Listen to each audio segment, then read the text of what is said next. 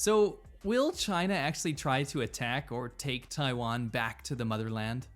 I mean, how many headlines are you seeing these days that are saying that China is about to attack Taiwan?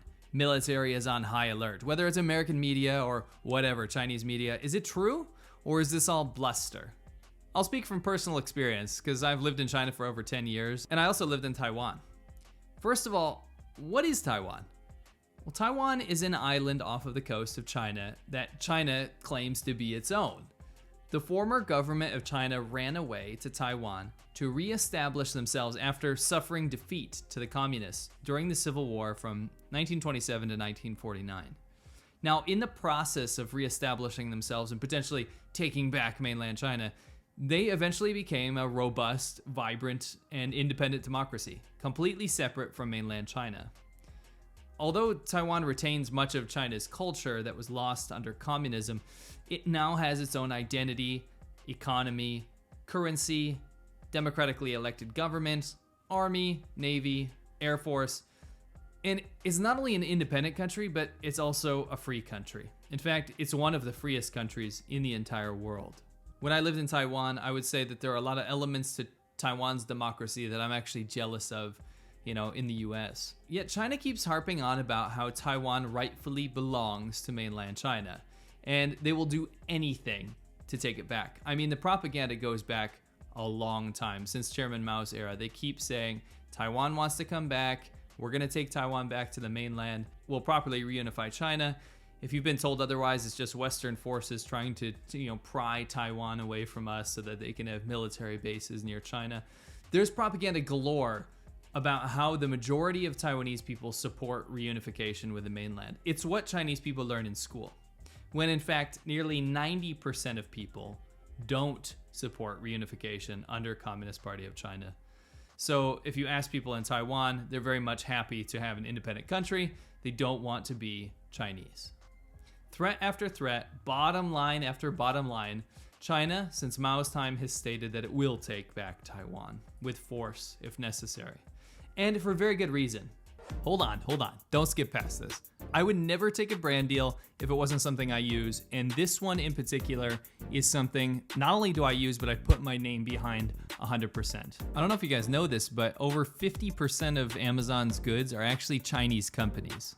And what they do is they completely obliterate and crush local manufacturing and small business, because what it does is it completely saturates the entire search results. You've probably seen yourself. And on top of that, Amazon never tells you where the brand is actually from. So because of this, a lot of times it leads people to receiving fake products, which they're actually paying for a real product's price. Cultivate is a completely free extension that you add onto your browser, whether it be on Safari or Google Chrome, and it'll actually tell you where stuff is made. So for example, we have something really nasty here. You can see this mask company, it's for COVID-19 masks. It says that it's made in America. They're made in Wisconsin. And you would actually believe that. You're gonna order these and say, hey, these pass the FDA, these are medically approved, they're definitely made in the US, so it gives you some peace of mind. But no, so I use Cultivate to find out, bam, these are actually made in China, and this company's full of crap. This is fake. These are products masquerading as made in America, and I can't tolerate that.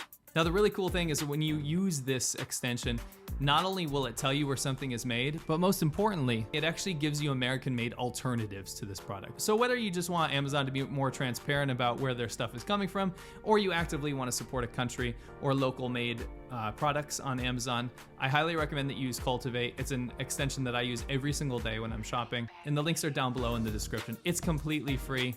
It doesn't cost you anything, so check it out. Taiwan is nearly 5 times wealthier per capita, so it has a much, much higher standard of living.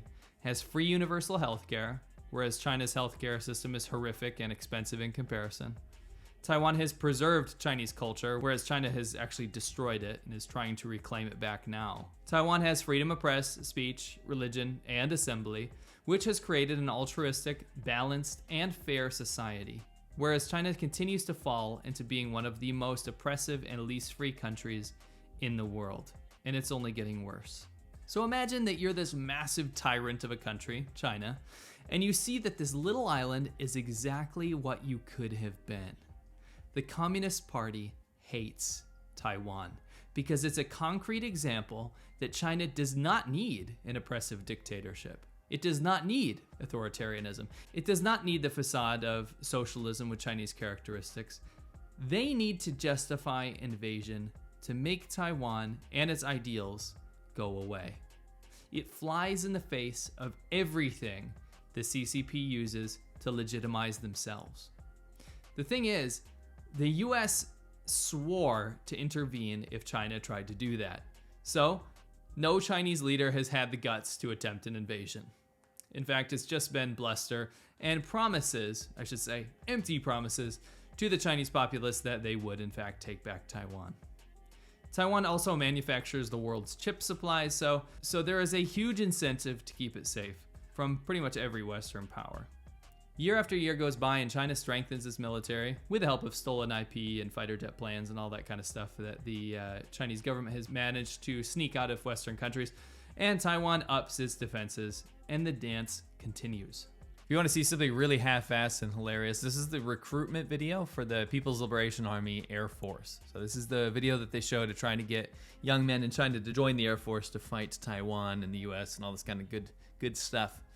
This is literally the worst CG computer graphics I've ever seen in my life. I mean, this is from the biggest military in the world. This is literally worse than like Saturday morning cartoons when I was a kid. It's freaking embarrassing. There's barely any real footage here at all. This is mostly just computer graphics made by like somebody that barely understands 3D modeling. And I like how they have to include English. There's absolutely no reason to have English in a PLA recruitment video. Speaking of which, let's read it. Fight bravely in the future. Shoulder to shoulder with the heroes in the future. Create your future in the future. Welcome to PLA Air Force. Thank you for the welcome. That was fantastic. They include English because it gives legitimacy to the like new recruits, and it shows that China's up to international standards. The thing is, there's absolutely no reason to do this. It's really sad because China still needs to worship the West and looks up to the West, and that's just not. It's not how a secure nation should be acting. You want even more proof of this? This whole recruitment video is just to tease their new bomber, which is called the Xianhong 20, or the H-20 as you might have heard. It's literally the US B-2 bomber that they stole and copied. So nice job, China. You stole and copied a plane that came out when I was 1 year old. Anyway, Taiwan is set up for a Chinese invasion. It knows what it's doing. However, now military experts, particularly here in the US, keep warning that this is the big one. Finally, China is going to deliver on its promises and take back Taiwan, and you should be scared. Nah. Although Xi Jinping has gone full megalomaniac and declared himself emperor for life, some very hard truths remain. Taking Taiwan would be a logistics and economic nightmare. Taiwan is fully set up to stop a Chinese invasion. It could absolutely hold off a Chinese invasion long enough for the USA and its allies to come to its aid. But even without US support, China would waste enormous resources trying this invasion. And with little to no allies, they would suffer the brunt of casualties and economic disaster. Taiwan would work towards a blockade in the Strait of Malacca, and China would be cut off from massive amounts of supplies. Now, there's a lot of things playing into this whole fear tactic that China is going to invade Taiwan and try to take it back, forcing the US into military conflict. China has recently made it illegal to question the military statistics like casualties and deaths. And while this might be a warning sign that it's about to send its soldiers into the meat grinder, let me tell you the number one reason that China isn't going to invade Taiwan anytime soon. The number one reason is it will be the end of the Communist Party of China. None of this is projection about the collapse of the CCP. I have never subscribed to that. A lot of people, because of my stance on the Communist Party of China, they always ask me, when is the CCP gonna fall? When is the Communist Party of China gonna collapse? When are the people gonna stand up? Never. The CCP is wildly powerful, and it's not a house of cards until they make it a house of cards. An invasion of Taiwan would be that house of cards. China has little to no battle experience, and in a Taiwan invasion, China would have to feed countless soldiers into certain casualty and death. The CCP's legitimacy and strength comes from two places: wealth, and stability. China's justification for a brutal surveillance state is that it delivers on its promises. Sometimes. I mean, the bar is set pretty low. We starved you in the worst famine in history before, and now we're gonna allow you to experiment with capitalism as long as you don't criticize the government. We won't give you any social programs or any other trappings of a socialist government that we claim to be, but we will let you have money and we will build lots of dams, roads, and public transportation.